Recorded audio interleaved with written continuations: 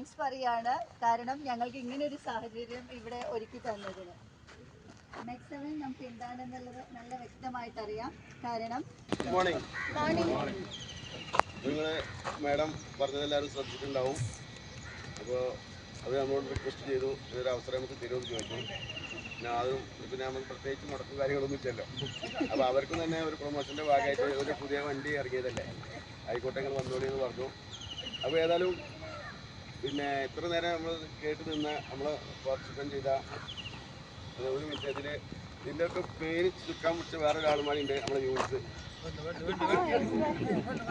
യൂണിറ്റ്സിൻ്റെ ബാക്കിൽ പ്രവർത്തിച്ച ആളാണ്.